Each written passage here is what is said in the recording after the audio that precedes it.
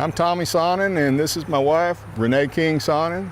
And we used to have a ranch here called the Sonnen Ranch. Now it's known as the Rowdy Girl Sanctuary. These cows are herd animals, and it's hard to get them apart. But of course, each one of them has their personal friends. Everybody's got their little clique. They're a lot like people's relationships. This is Houdini.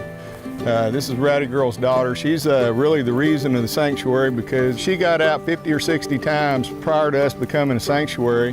That's how she got her name. I was calling her Whiteface, and all my rancher friends started calling me and saying, hey, the cops are out there with that Houdini cow. I went out and got Houdini in, and she goes, I'm gonna have to find you today. And I said, don't find me. My wife went vegan and won't let me sell the cows. And she goes, oh my God, you're kidding.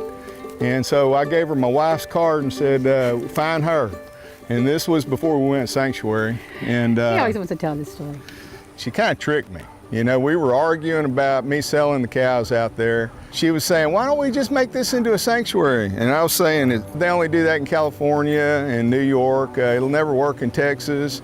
She was calling me a murderer, and she said, if you haul these cows off, I'm gonna follow them to the cell barn, I'm gonna go to jail, I'm gonna make you the most embarrassed person in this county. I think she said she'd buy them back with my credit cards or whatever. And you know, knowing Renee, she would do something like that. So, you know, I was like, and she goes, well, if you're gonna sell them, why don't you sell them to me? And I laughed. I mean, I was pissed and I laughed. 2 weeks later, she had already raised some money and I couldn't go back on my word. So I kind of like, you know, I had to honor my word, and then I kind of grew into it. The other day I told somebody, you know, veganism was forced down my throat. And then I started looking at, you know, Forks Over Knives and Kip Anderson's Cowspiracy, seeing all the statistics. And I put 2 and 2 together, and, you know, hey, we're either gonna turn this thing around and save the earth or continue on and destroy the earth.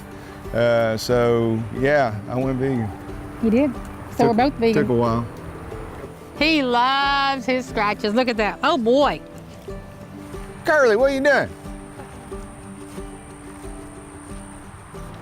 In January of 2015, she's vegan, and I'm like, what am I gonna do? She's telling me, don't bring any animal products into my house. And I'm saying, it's my house too.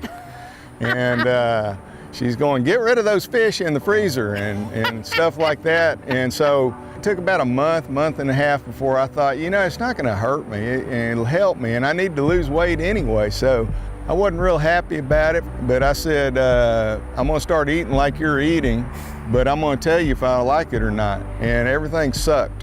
And it really did. And but you know, I started cooking for myself, lots of jalapenos, onions, and potatoes. You know, I started liking it, and then we found some alternative meat products. It was May 2nd, 2015. She had an event.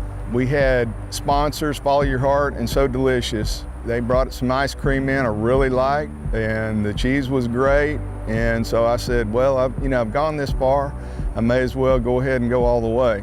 I'm calling May 2nd, 2015 my vegan birthday. You know, then we're in Texas, so the tours we have, the visitors we have, probably 90% of them are omnivores. This relationship, this dynamic of them hugging the very animals that they eat changes them.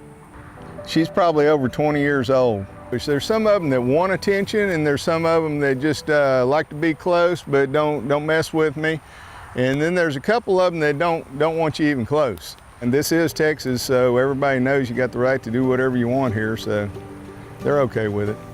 And we're inspiring other ranchers to take notice. You know, I'm talking to 8th generation cattle ranchers. I'm talking to a cattle ranch in the UK right now that's talking about turning their entire ranch around to become a vegan farm sanctuary. On the environmental side, I mean, we're cutting down our forest all over the world just to grow more cows, to feed more people. The oceans are becoming a cesspool, and it's got to stop. You can keep your head stuck in the sand and keep doing what you're doing, or you can look where the world's going and do the right thing.